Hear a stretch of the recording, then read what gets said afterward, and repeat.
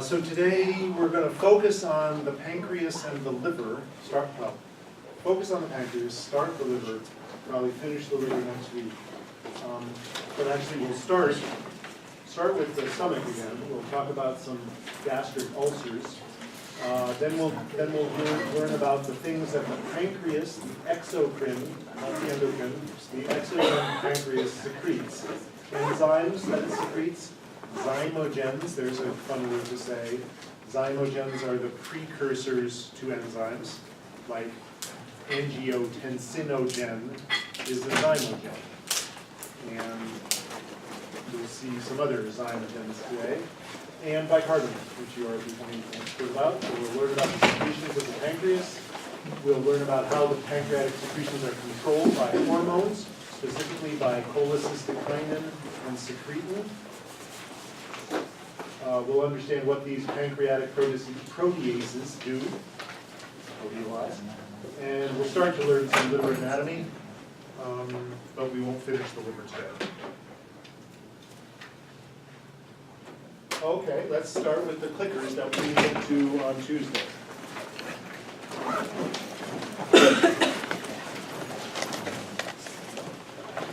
This is going back to the stomach. Gastric acid is, which of these are true about gastric acid?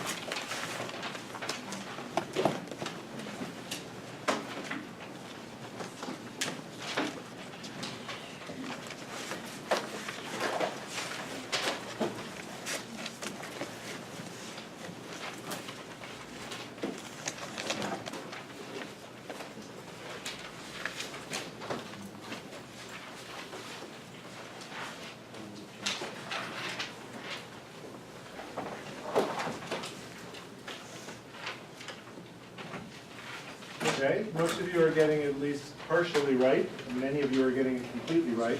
Gastric acid is secreted by parietal cells, and it is hydrochloric acid.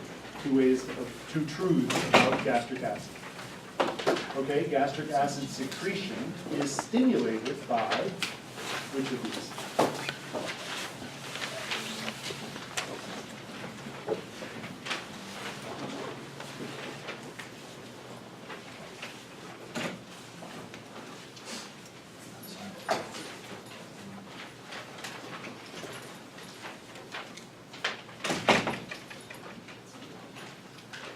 Again, some of you are getting it completely right, some of you are getting it partially right. It's by the parasympathetic nervous system, gastrin, and histamine. Those are the three stimuli for secretion of gastric acid. Somatostatin is an inhibitory feedback of gastric acid, so it's not stimulated by somatostatin, it's inhibited by somatostatin. And we'll see some other enzymes, we'll see some other hormones today that inhibit gastric acid secretion. So you've probably all heard of gastric or intestinal ulcers. It's a common problem. They can be mild, which and just causing pain, or they can be severe and lead to such severe internal bleeding that I think people have died of untreated gastric ulcers because of excessive amounts of bleeding. So there are some ulcers are holes in the gastric mucosa that allow the gastric acid to get to sensory nerves, causing pain, and allow the gastric acid, and then open up some blood vessels, causing bleeding. So it's a hole in the gastric mucosa or in the duodenal mucosa. The conventional, and now what I'd like, this will not be on any test. This is just an interesting prelude to a really amazing scientific story. So this is one of those sort of feel-good stories. So the conventional wisdom on gastric ulcers was that it was caused by excess acid. And it is, that is a truth. It is, excess acid contributes to gastric ulcers, and so the treatments for gastric ulcers has always been antacids. some people, you can take things like Tums, which is basically trying to neutralize the acid in the stomach. And then more advanced pharmacological tools for the treatment of gastric ulcers are the newer drugs. I mean, they're probably 30 years old now, but they're newer compared to antacids. And you've heard of them. They're on they're on TV. Tagamet, Pepcid, and Zantac are all classes of drugs that inhibit the histamine receptor. They're antihistamines, but they're specific for the histamine receptor that is found on parietal cells, and so they don't act as antihistamines the way Benadryl works, which is a non-specific antihistamine blocker. So these are specific blockers for the parietal cell histamine receptor. I think it's the H2 receptor. And they were blockbuster drugs because they allowed people to control gastric acid secretion. Because remember, if histamine is a promoter of the insertion of vesicles that contain the proton pump and its exocytosis into the apical membrane, dumping the acid that is in the vesicle, and inserting the pump that is in the vesicle into the apical membrane so that we pump acid, that's the mechanism. So histamine blockers block one of the stimulatory pathways for this process, decreasing acid secretion. And it works, and it was highly effective. And then another class of drugs came along. So again, they're now, I think they're over the counter now, but you see them on TV. The purple pills, Prilosec and Nexium, they target a different protein in this pathway. They are actually proton pump inhibitors. So they don't block the pathway to the insertion of the proton pump, they just block the proton pump directly. And again, decrease the secretion of acid into the stomach and treat, and therefore decrease acidity, decrease ulceration of the gastric mucosa, improve the situation in a gastric ulcer case. Back around in the early 1980s, there were two Australian scientists who had evidence and an idea that ulcers were not just caused by excess acid, that they were also caused by excess of a bacterium in the stomach called Helicobacter pylori. We all have this bacterium in our stomach, but it's under control and it's not excess, and hopefully we don't have ulcers. But their idea was that it was not just acid, that this bacterium contributed. And they were widely disregarded because everybody knew that acid was the cause. And it was like, what? Antibacteria? This is a sideshow. And they were so disregarded that in 1983, I regret to inform you, I regret that your research paper was not accepted for presentation at the annual scientific meeting of the Gastroenterological Society of Australia. I mean, we're not talking about a international meeting. We're talking about a national meeting of gastroenterologists, and they couldn't even get their presentation accepted there. They were rejected at a fairly minor meeting. But over the course of so now is the feel-good part of the story. And it's not just feel-good, I mean, it should be inspirational that they were rejected, and but they were tenacious, and they stuck with it, and they knew what they had was not trivial and was not rejectable. And they continued to work with it. In fact, I think one of them actually took a dose of Helicobacter pylori and developed some symptoms of stomach ulcers, and then took an antibiotic to treat the stomach ulcers. And so he did an unethical experiment on himself to show that the bacterium was causative for stomach ulcers and that an antibiotic could treat stomach ulcers. And so they followed it up and slowly gained acceptance to the idea that Helicobacter pylori was a contributing factor to stomach ulcers. And in 2005, won the Nobel Prize for this discovery. So they went from being rejected by the Gastroenterological Society of Australia to being Nobel Prize winners at the Karolinska Institute in Stockholm. And so this, I guess, you know, as a scientist, there isn't any better story of just, you know, tenacity and will and being convinced of your own data, to that you can go from being rejected so badly to being accepted and lionized so widely. Anyway, it's an amazing story. Okay, switch gears. Let's get to the exocrine pancreas. So we've seen the pancreas. Our pancreas doesn't look as well organized. The cadaver's pancreas doesn't look as well organized as this, but it is this. I mean, this is a cartoon of the pancreas. The pancreas has a head that is tucked sort of in an initial curve of the duodenum. The stomach would be, you know, right here. The liver is obviously sort of surrounds the gallbladder. So this is an idealized image of the pancreas with a idealized cartoon of duct cells lining one of these small ducts that feeds into the pancreatic duct. So each of these little stubs is supposed to be, you know, a start or end of a duct, of a small ductule, ducts that is lined by duct cells and ends in this dead end or cul-de-sac of exocrine cells that are also called acinar cells. So if I try to use both words, exocrine, which is kind of generic, and acinar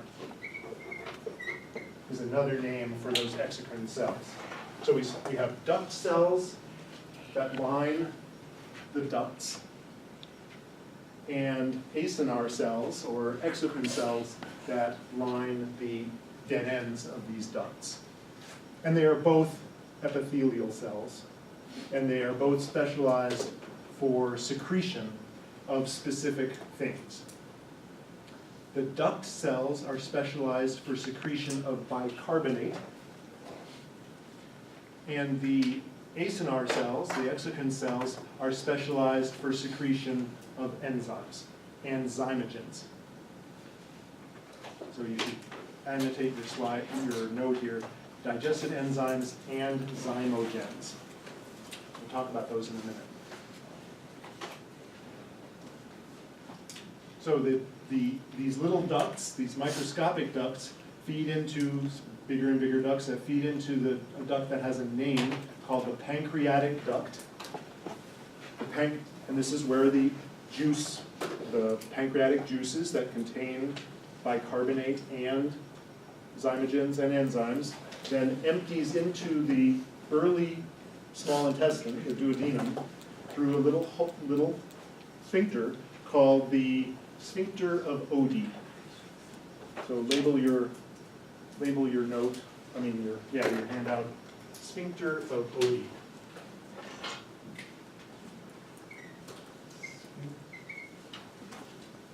Sphincter of Oddi.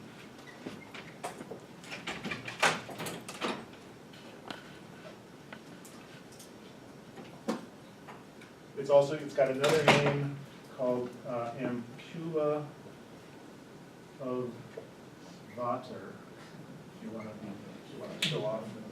Okay. Any of these names are correct names for this little opening of the pancreatic duct, and we'll talk about another duct that merges in with it.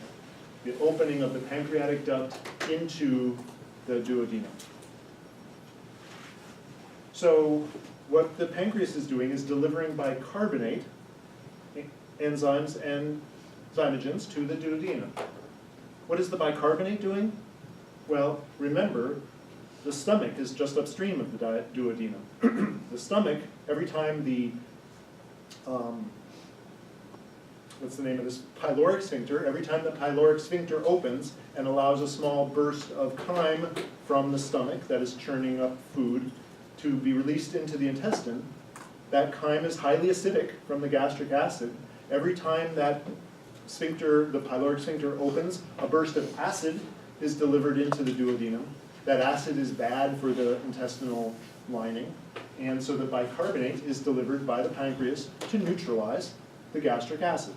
That's the job of the bicarbonate. Let's go through the enzymes. What is the job of amylase that is delivered from the pancreas into the duodenum?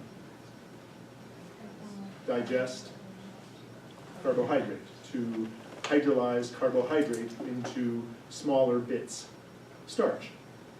Digest polysaccharides, carbohydrates, into smaller bits that can be absorbed later on. We'll talk about intestinal absorption later. That's amylase, is the enzyme that digests starch, that hydrolyzes starch. What does lipase do? Lipid.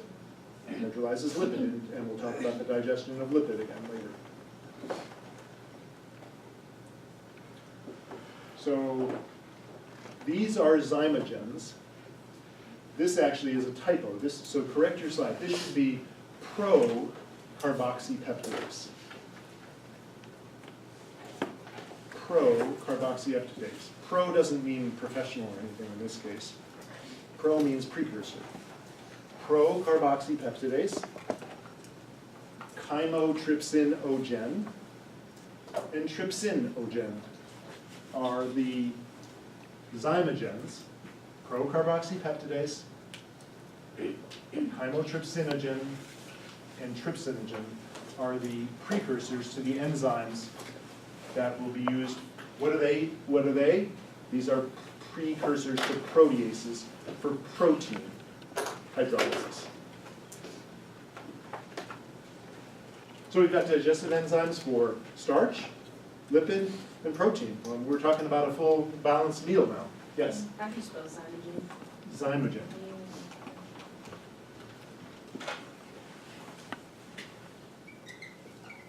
Zymogen.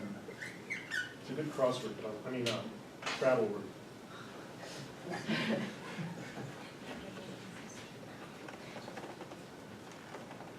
So these three are zymogens?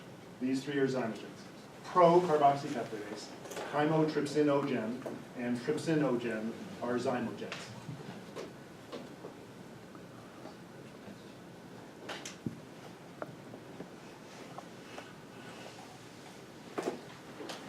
Okay, so let's talk. Oh, here's an image of a exocrine cell. So what are we're actually seeing a cartoon. No, this is a cartoon of an epithelial cell of the exocrine pancreas, and now we're seeing an actual electron micrograph. So here's the yellow line indicates the surface membrane.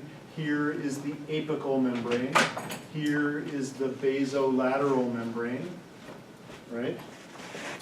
Nucleus, all cells have a nucleus. This cell has almost no cytoplasm because its cytosol is chock full of rough endoplasmic reticulum and secretory vesicles, illustrating its specialization for secretion. That's its job, is to secrete things. And so it is almost exclusively rough ER. Remember, this is where peptides are synthesized, or proteins are synthesized into a lumen of the endoplasmic reticulum, which then, somewhere in there must be Golgi apparatuses, because remember from cell phys, we go from the rough endoplasmic reticulum to Golgi to secretory vesicles, but it's just full of membrane and secretory vesicles.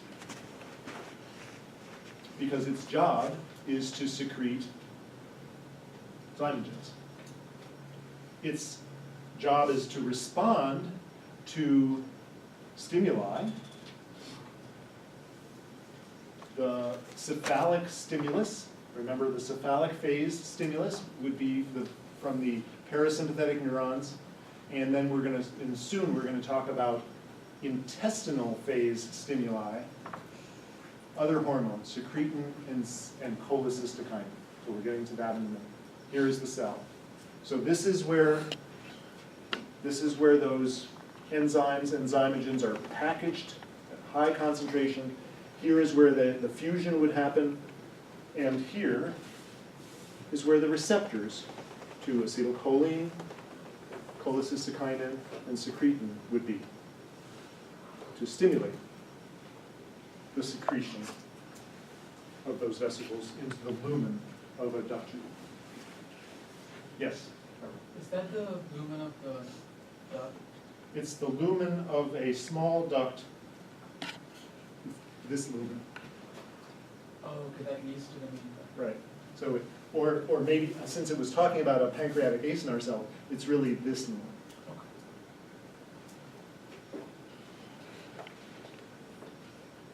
You can see it's not very big. It's not, it's on the lumen is this on the same scale as the cell in this particular example.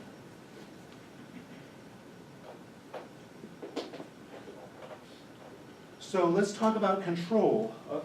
Remember, just like gastric acid is controlled, the secretion of zymogens and bicarbonate and enzymes is controlled.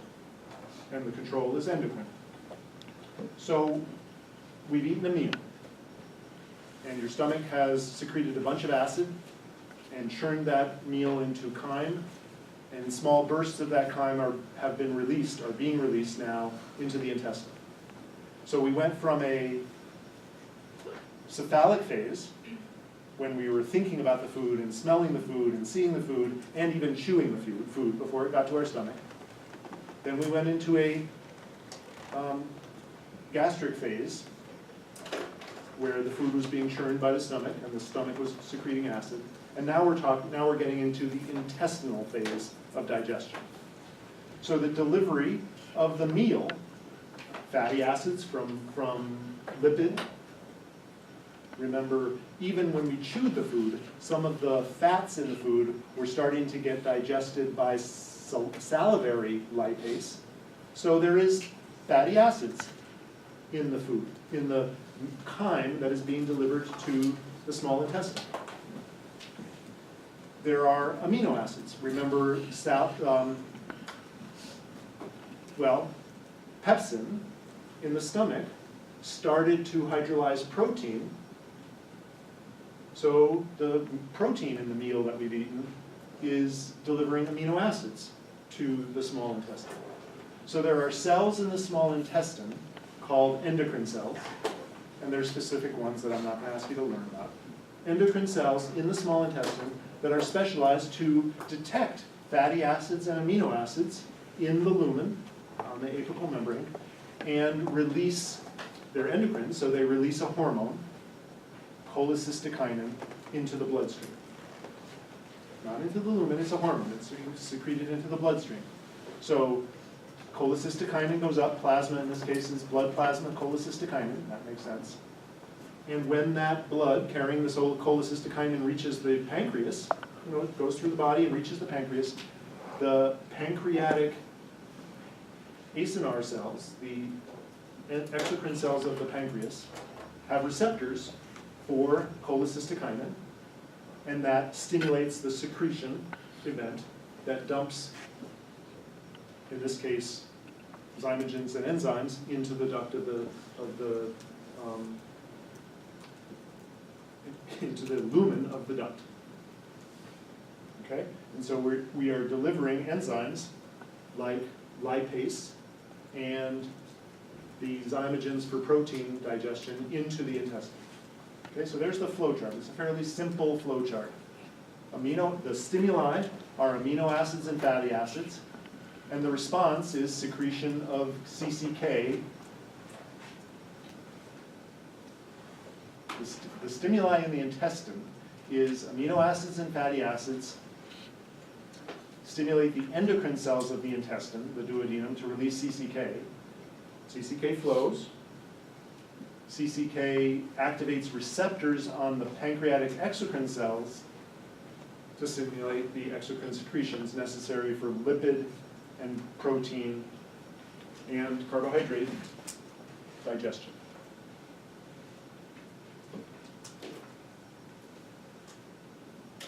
Okay, some more of my favorite slides, but you guys are getting expert at this. So what do I see? When I look at a slide like this, what am I looking for? Well, first of all, what kind of cell am I looking for? What am I looking at? I'm looking at a pancreatic exocrine cell. How do I know? Well, the lumen of the acins, right? This is a pancreatic exocrine cell. There it is, acinar cell. I look for the labels. The receptor. Okay, let's not worry about VIP, vasoactive intestinal peptide. It's another hormone, just another hormone. Don't worry about it. Here is the one that I'm interested in. CCK, cholecystokinin, activates a GQ coupled receptor. All this has is CCK. Here's the CCK activating receptor. The receptor is coupled to GQ. There is a lot of information embedded in these arrows, which we don't have to go through because you all know it by heart by now. It will not be on the quiz, but I guarantee some asking you to tell me the story of some G protein coupled receptor will be on the final. Just will be. So if you haven't got it nailed down, you have to get it nailed down before the final.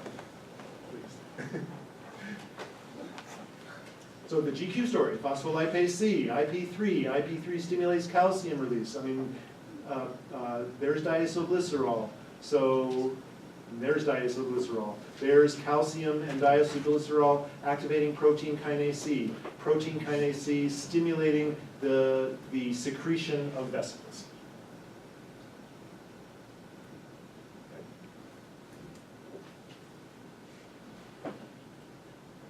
So this is right down here is the main story for this main story. It's not the only story, but it's the main story for secretion of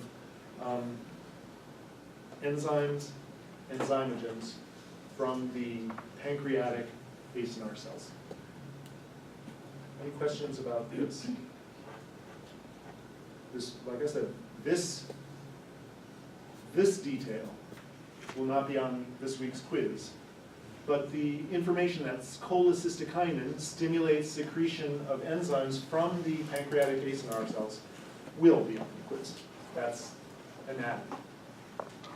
So the CCK, it's released into the bloodstream It is first, right? released. And then that's when it goes like this? That's right. So it's a hormone, so it is released into the bloodstream. It seems inefficient, right? It's being secreted by the intestines, going to the whole body to come all the way back to the pancreas. Why not have a smaller loop than that? Evolution.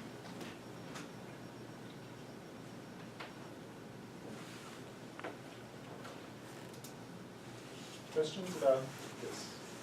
About what you need to know for the weekend and what you need to know in just a couple of weeks? A week from Monday, right? The final exam is 1 week from this coming Monday. Is that right? No, 1 week from this coming Monday, that's right.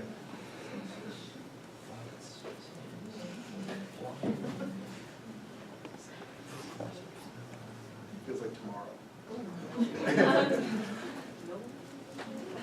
Okay, so we've talked about the secretion of zymogens and enzymes from the pancreatic acinar cells.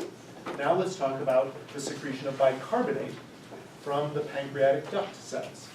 Remember, bicarbonate is being secreted to neutralize the acid. The control of it is similar. When its response is simple acidity.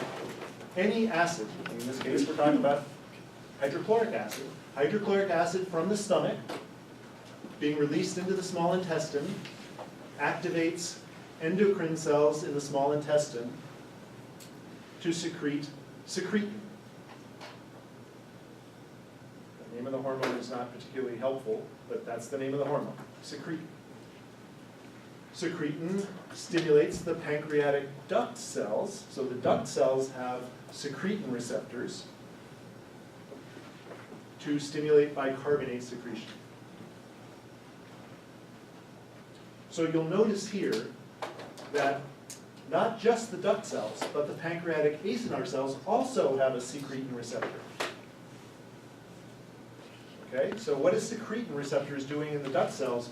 This story, and you should be able to tell all of the gory details of this story for the final exam too, but for the quiz, just knowing that secretin augments the cholecystokinin dependent secretion of zymogens and enzymes from the pancreatic acinar cells. So secretin is not the main stimulus, it's sort of a co-augmenting stimulus of pancreatic acinar cells, but it is the main stimulus for bicarbonate secretion from pancreatic duct cells. Okay, so now so the pancreatic duct cells secrete bicarbonate into the small intestine. And that neutralizes the stomach acid that has been squirted through the pyloric sphincter into the small intestine. Neutralizing acid, preventing ulcers, helping the enzymatic processes in the intestine, which are not geared for being done at pH 2, are evolved for being done at neutral pH. So we need to neutralize that stomach acid. Okay, here's an incredibly complicated slide, which you've already seen, all of the players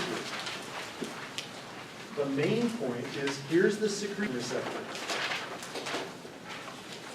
Here's cyclic AMP.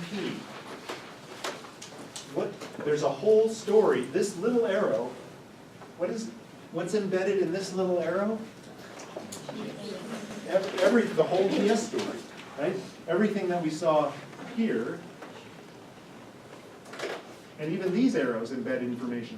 But here's the GS story that leads to cyclic AMP. So even these arrows can be unpacked. This arrow is incredibly packed with information, cyclic AMP, and this arrow is packed with information, cyclic AMP-dependent protein kinase. But the interesting thing is, the secretin receptor does not directly cause bicarbonate secretion. It increases chloride flow, which is then used by the chloride bicarbonate exchanger to pump bicarbonate out of the pancreatic duct cells. All of this other stuff are things that you learned about in the kidney. You know, bicarbonate comes from CO2, carbonic anhydrase. So here's CO2 diffusing. Here's carbonic anhydrase making bicarbonate that is pumped out and in exchange for chloride being pumped in. The chloride bicarbonate exchanger is the key for chloride pumping into the duct lumen. It is stimulated by stimulating the chloride availability of this cell, by allowing chloride to flow down a concentration gradient here through a chloride channel. All of this, here's the sodium proton exchanger, you've seen that. Here's the proton pump, you've seen that. Here is the sodium potassium ATPase, you've seen that. Here are K channels, all the other components of the story, which are sort of on the side, you've seen in the kidney and elsewhere.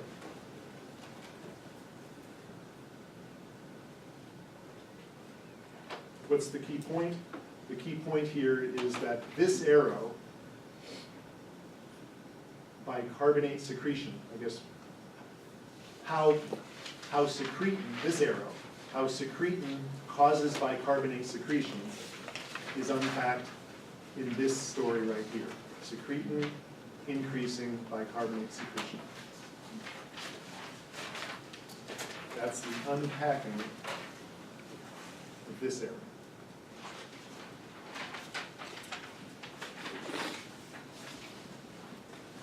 Okay? How much of that, the next slide? I want you to know that secretin receptors are the main stimulus for bicarbonate secretion from duct cells. You need to know that for the quiz. And I do want you to know that I will tell you, in the final exam setting, I will say, remember, secretin is a GS-coupled receptor. How does this stimulate the secretion of bicarbonate?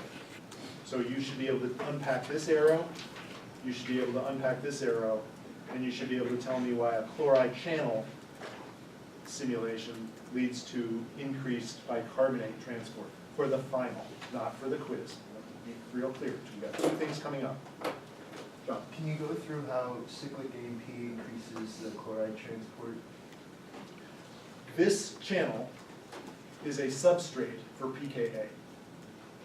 So protein kinase A phosphorylates this channel and activates it. So this is not a process where the enzyme is increasing the exocytosis.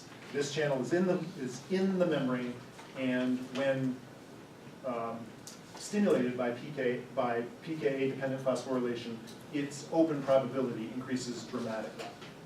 And then there are, then I guess when secretin is not present, there must be phosphatases present that dephosphorylate it, that shut it off between meals. And so then at the top there, the chloride bicarbonate exchanges, Yeah. so it just because of the increased chloride in the Yeah. lumen of the duct, does that mean more chloride is being? That's right.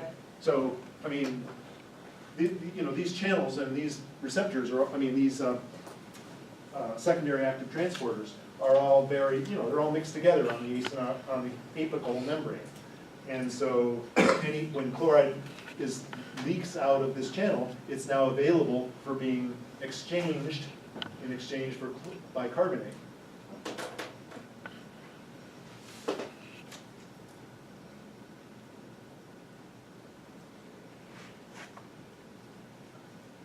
So let's go through, this is a table from your textbook. Let's go through this with just a little bit of detail.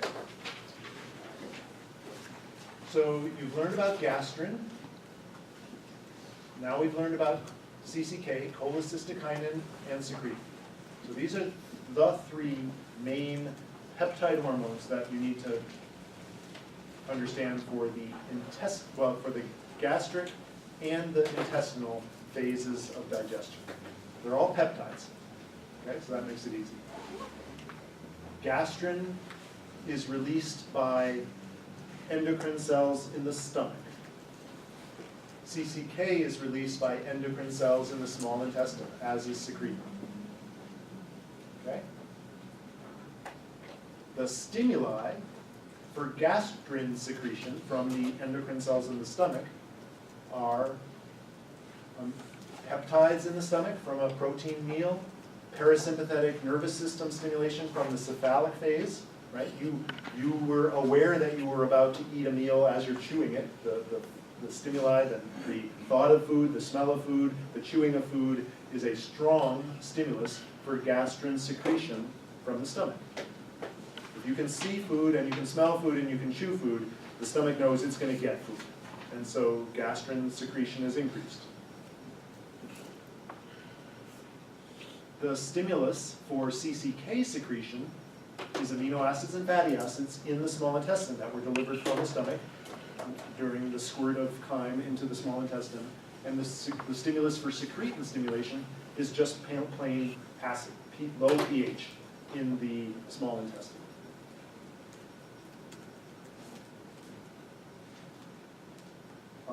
So remember that somatostatin is an inhibitor of gastric acid, of gastrin secretion.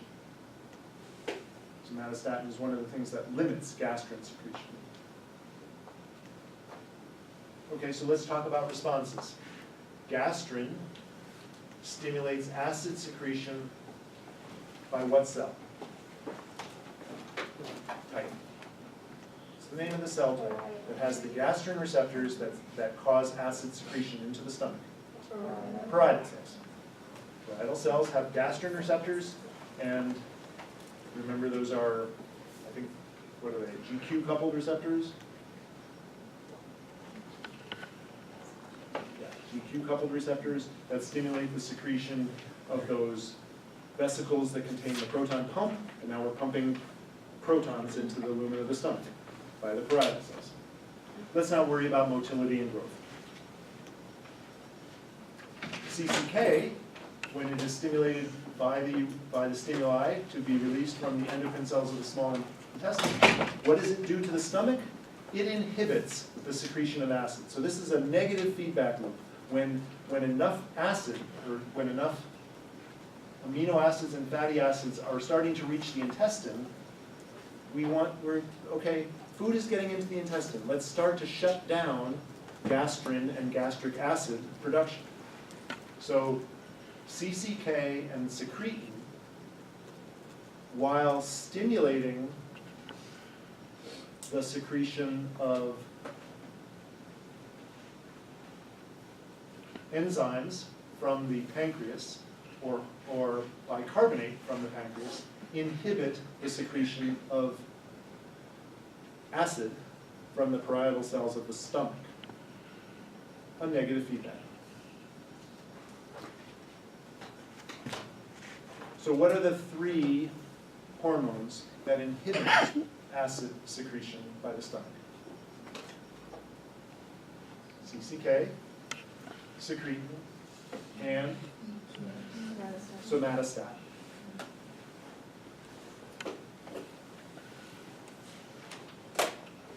Okay, so now let's get away from the stomach, let's go into the pancreas. Let's talk about secretin. Secretin stimulates bicarbonate secretion by the pancreatic duct cells. And CCK augments or potentiates that secretion. CCK stimulates the enzyme secretion from the acinar cells, and secretin augments that secretion. So they're co-stimuli, but one is primary. Secretin is primary for the secretion of bicarbonate, and CCK is primary for the secretion of enzymes. And let's not worry about insulin right now, and let's not worry about growth of the pancreas.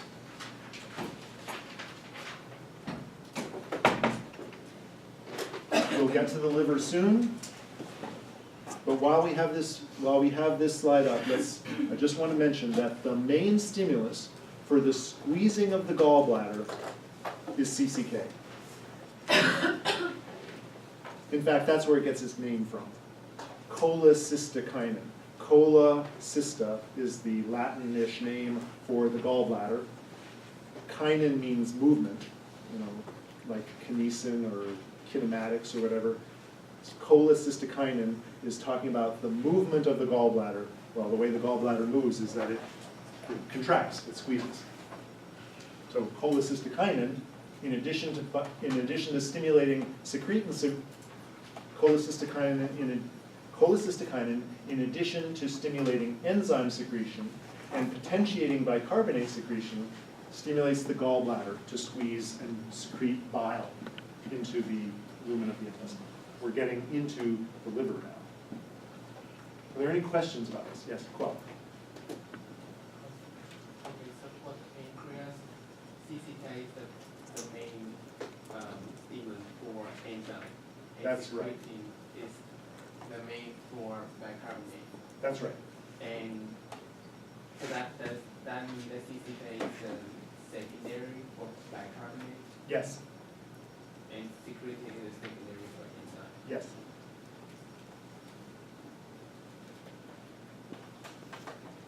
Exactly right.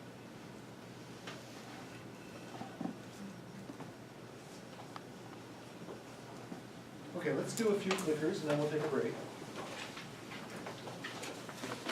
Well, I think this one should be pretty easy based on what Claude just said.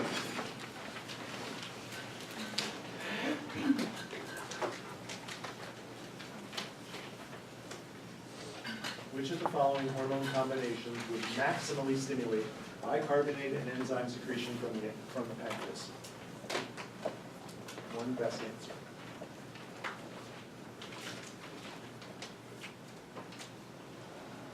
The best answer is B, CCK and secretin would maximally stimulate. Which of the following hormone combinations would maximally stimulate gastric acid secretion?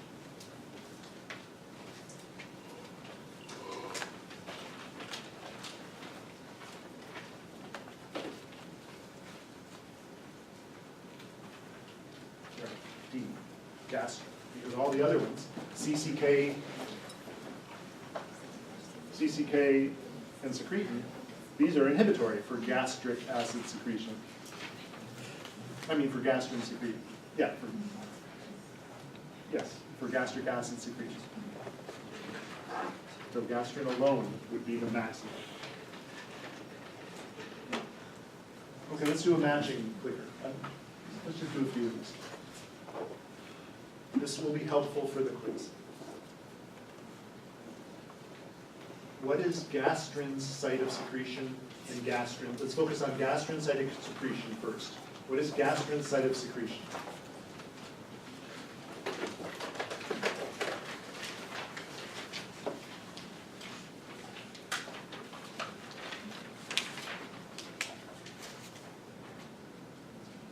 Okay.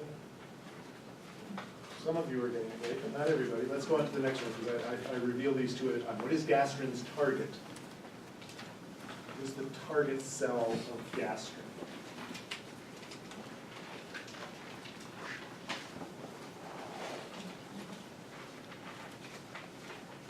Okay, so most of you are getting this one right. So some of you, let's go back to the first one. What is gastrin's site of secretion? The cell type that secretes gastrin. Yeah, I'm seeing more correct answers now. Right? Gastrin's site of secretion are endocrine cells in the stomach, and gastrin's target are parietal cells in the stomach. Okay, what's CCK's site of secretion? And CCK's, let's do the next two. Oh, we can't do it two at a time. CCK's site of secretion.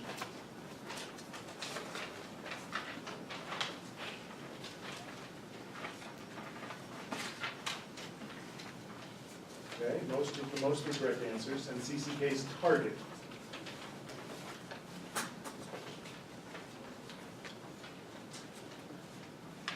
So most of you got this right, this combination, C and D.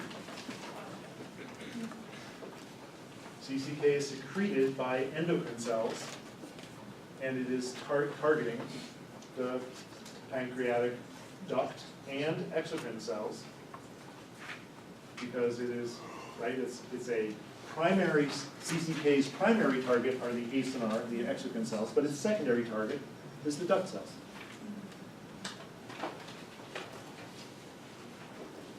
Secretin, site of secretion.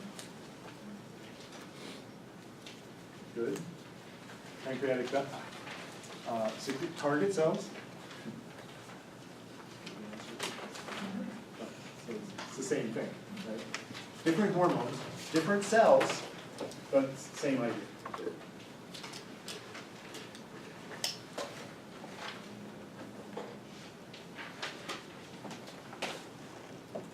Match the hormone with its primary targets, where it has the most important effect.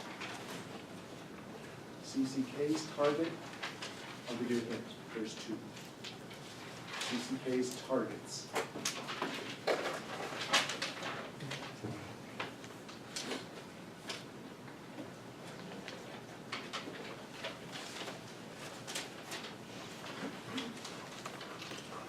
B and D.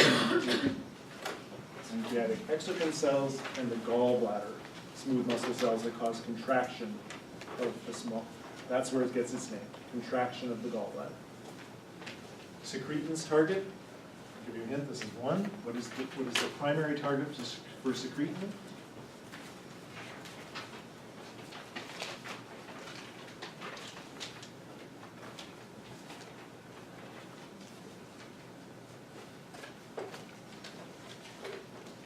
So this will be, I'll post this PowerPoint up on Moodle. You'll have I'd recommend going through these for the quiz. I think there's a bunch more, which I think I will skip, and that you can study as homework. Let's just go through them. Let me just look at them and see if there's one that I want to spend some time on. Okay, so this is the same sort of thing. Use this as a stimulus for studying for the quiz, right? Oops, so let's take a break now, and we'll get to what these zymogens do. Focusing on we're still focusing on the pancreas, but we're now talking about what the pancreatic juice does. Remember, so what's in this pancreatic juice that is being diluted? So this is a very simple, oversimplified cartoon. This is the pancreatic duct, which is way too big given the size of the small intestine here, right? So this is grossly, enormously oversized pancreatic duct compared to the lumen of the small intestine. They are lined with epithelial cells. So if this is a duct cell, what is its primary job? What is its primary secretory job? Secretes bicarbonate into the lumen to neutralize the acid that is coming from the stomach upstream in the small intestine.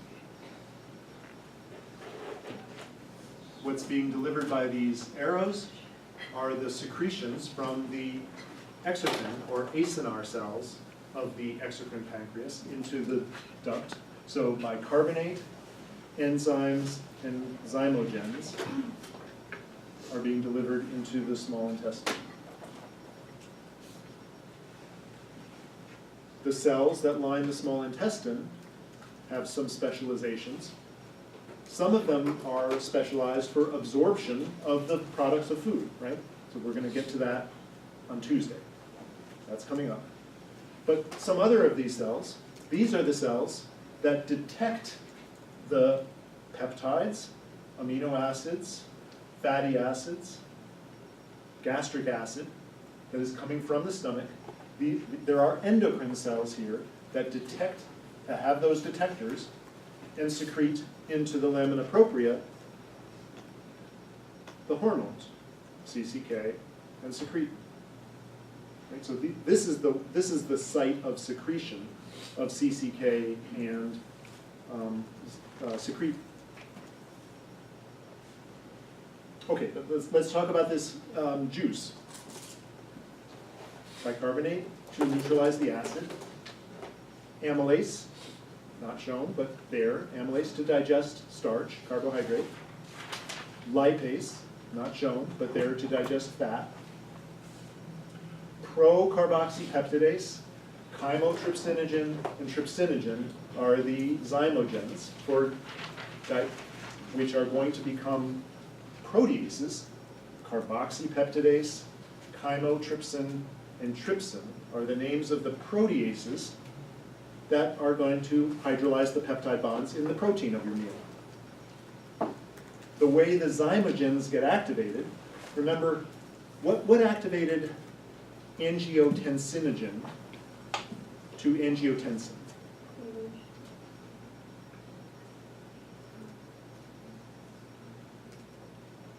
Do you remember that? Renin was the first step, and what was the second step? ACE, angiotensin converting enzyme. So enzymes converted angiotensinogen into its final active thing, angiotensin 2. Same story here.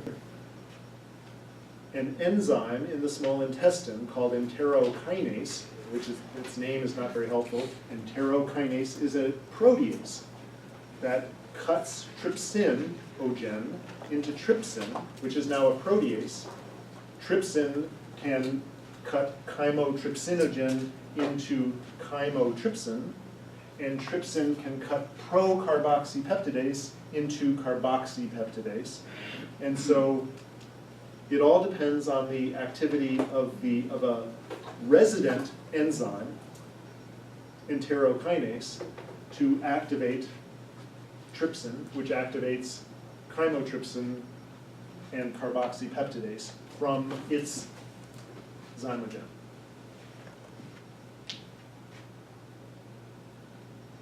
Now, this isn't all it does. Trypsin will also cut the protein in food. Chymotrypsin will also cut the protein in food. Carboxypeptidase will cut the protein in food. And we're not talking food anymore. We're talking about chyme being delivered from the stomach. So, remember, pepsin has a similar story. Pepsin was activated by, pepsinogen was activated by acid and then activated itself. Trypsin is activated by enterokinase and then activates its brothers and sisters to help with protein digestion in the lumen of the small intestine.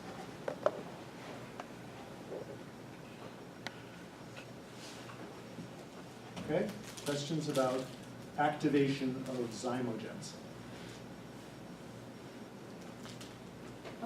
Since enterokinase is a resident enzyme, Yeah. do you mean that it like kind of like stays It's- stationary on the It's wall? part of the cell.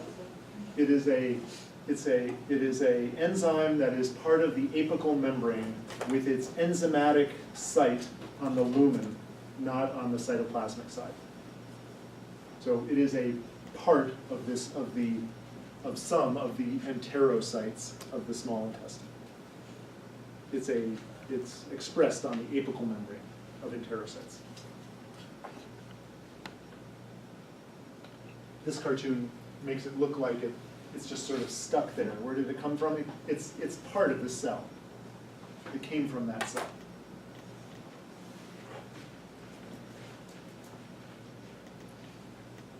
Okay, so let's talk about the anatomy of the liver.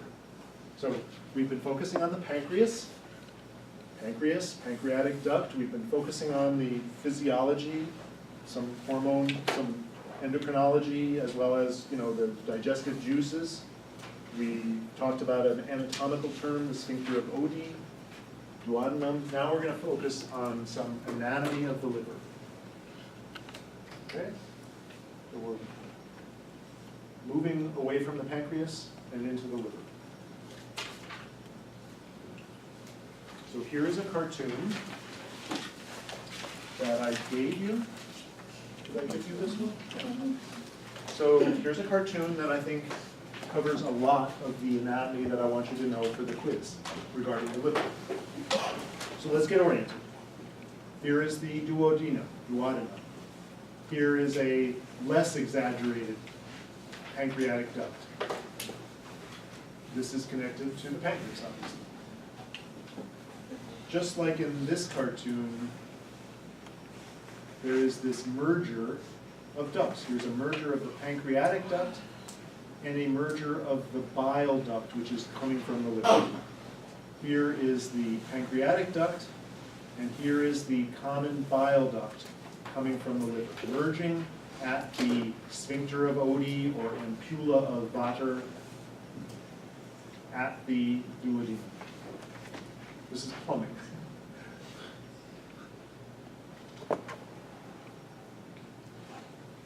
The bile duct comes from two feeder ducts, what's the word in rivers? When rivers come together and form a bigger river. Tributaries, thank you. So here are the tributaries of the common bile duct. We've got the hepatic duct and the cystic duct.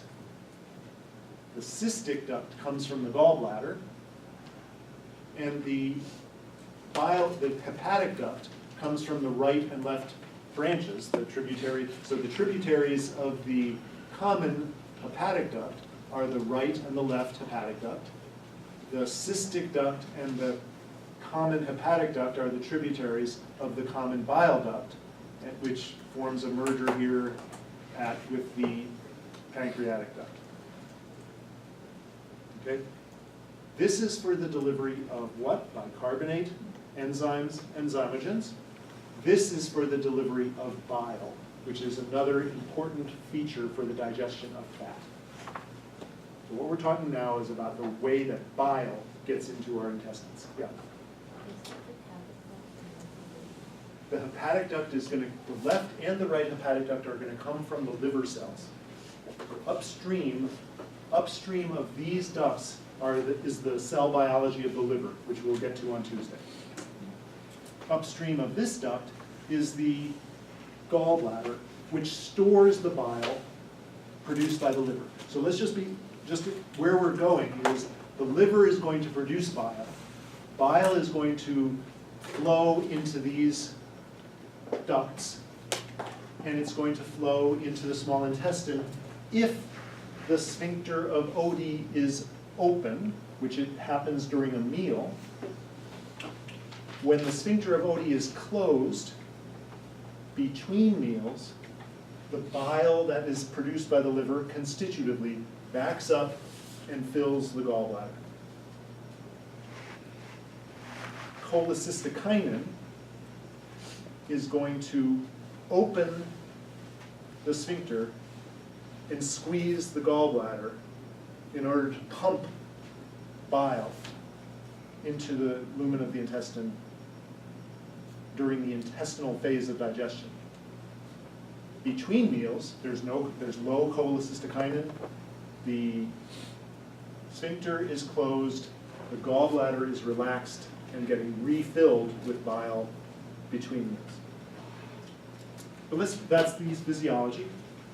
Let's focus on the anatomy, the plumbing.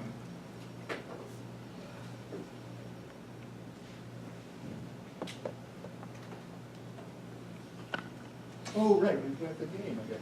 Okay. Okay, yes.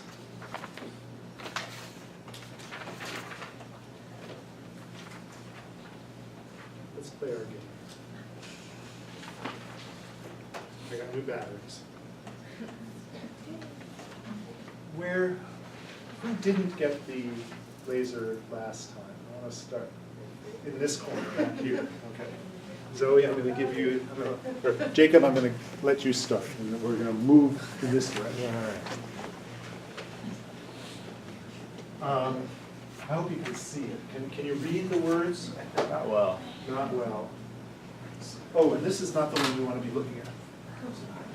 This is the one we want to be looking at. Oh, yeah. Yeah, that's right. Okay, so this cartoon looks familiar, right? Yeah. So let's now, can you read any of the words? I think so, yeah. Okay. So pick one and give me show me the button you want to, so call the name of the thing and show me the So the duodenum is duodenum. it's referring to this structure. I'm not sure what arrow point would it be though. Is it that one up there? Why didn't that work? Is it that top one? Duodenum. That would be a correct answer. Is that what you're talking about? Yeah, I was talking about That the would be a duodenum. correct answer. But is it But the one right above it wants to use circular, it's pointing to the folds Okay. of the duodenum. So that's just a little trick. So is there another arrow that is also pointing to the duodenum? I mean, is there another button that is pointing to the duodenum? What's your next choice? My next choice would be the one above it. Yeah, of course. I don't know. I'm gonna say tail of pancreas. Say again? Tail of pancreas. Tail of pancreas is which one? This one. Okay, tail of pancreas.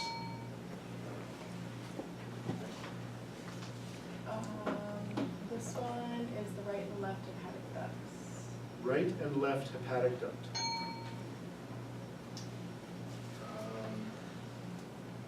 This one is the common hepatic duct.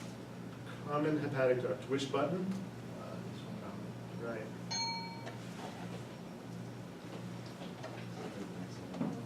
That would be the right lobe of the liver. That's right.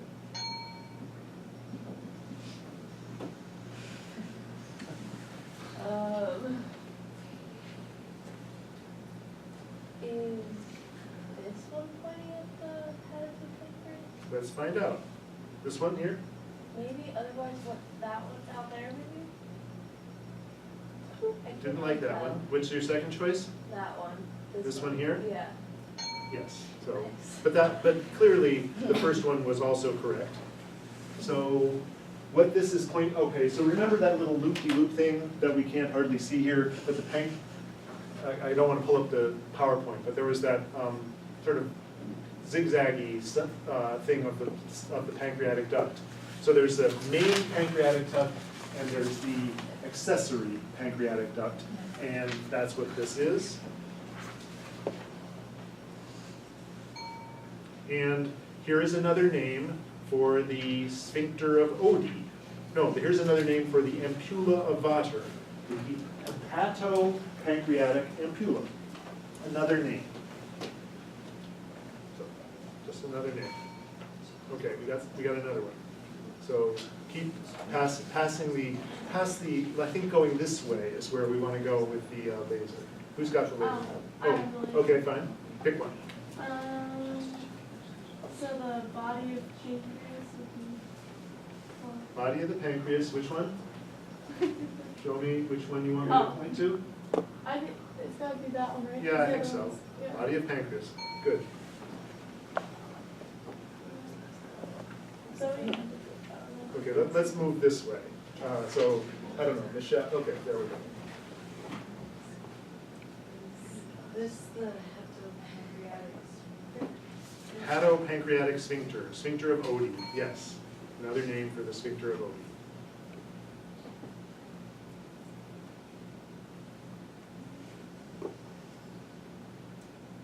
There's the gallbladder.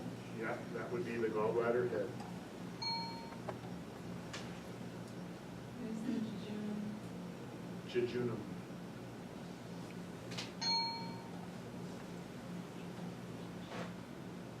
Would this be the gallbladder neck? Okay, gallbladder neck. You will notice, so let's take a pause here. Here, and in the coloring book, there are structures that are not on your handy dandy key concepts list.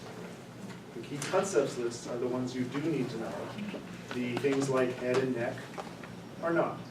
Okay, so be clear about where you're focusing your learning efforts.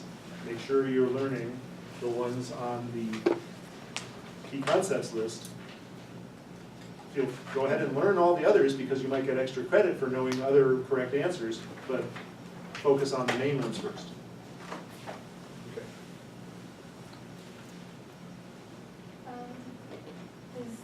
Is this the bile duct? Bile duct, which one? Which button? Just show me the button. This one? Yeah, I think so. And so the previous slide called it the common bile duct, but the bile duct is another name for the common bile duct. Both are correct. This is the pancreatic duct. Yep, that's the pancreatic duct.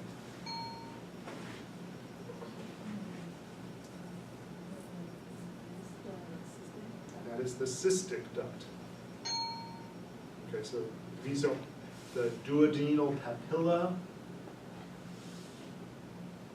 and the duodenal papilla are names for another name for the ampulla. So remember, papilla just means nipple.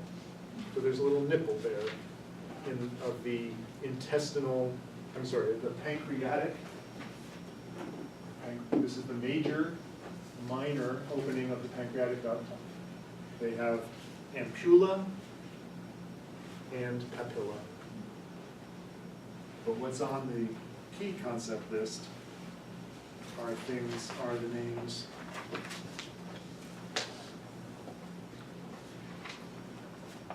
Sphincter of Oddi is the one that is on the main concept list. Okay, and then there's another one you can play. This is the posterior, the back side of the liver. It's harder, and let's not, some of these are about blood flow to the liver, which we are not going to cover and will not be on the exam. So on the quiz. They will be on the exam, but not on the quiz. Blood flow to and from the liver is not on the quiz. Blood flow to and from the stomach and intestine is not on the quiz. Okay, so things like, lobes of the liver are not on the key concept list. You don't have to memorize lobes of the liver. Inferior vena cava, we saw that on the cadaver. That's pretty interesting. It goes kind of right next to the liver. The falciform ligament is on the list.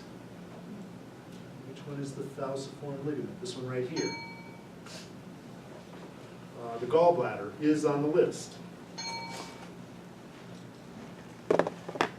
Arteries, veins are on the list, but are not on the quiz. Okay? So let's go back to the PowerPoint. The PowerPoint will be available to you on Moodle. You can cut and paste this ridiculous URL into your browser and play the game. Or you can use the coloring book. Or you can use any number of anatomical things online to help you learn the anatomy for the quiz. Okay, so there are multiple tools for learning the plumbing and the organs that you need to know on the quiz. So let's talk about the liver. Let's just spend the last 5 minutes getting away from the anatomy and towards the physiology. The liver, from a digestive sort of secretory perspective, its main job is to secrete bile and bicarbonate.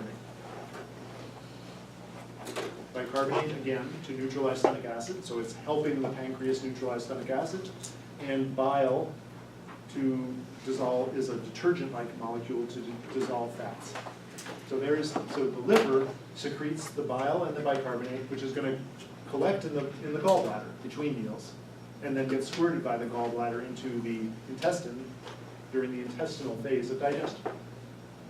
We already know that it's important for the secretion of angiotensinogen, for the creation of angiotensin controlling renal function. Blood protein,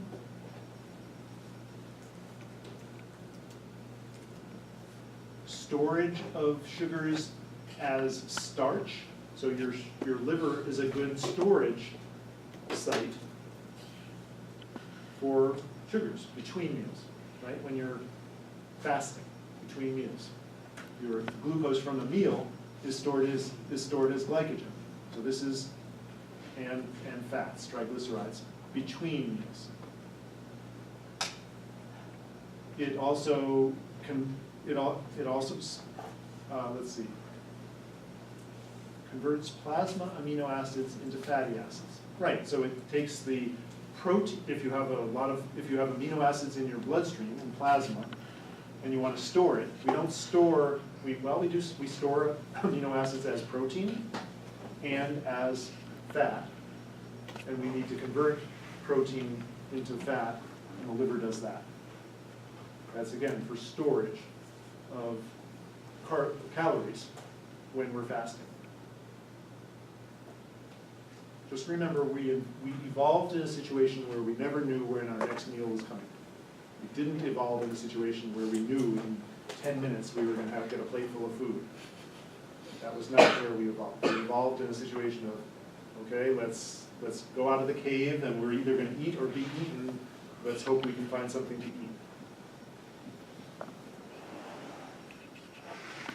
So it stores glucose as glycogen when we're between meals, and it converts glycogen into glucose when we need it, when we're between meals.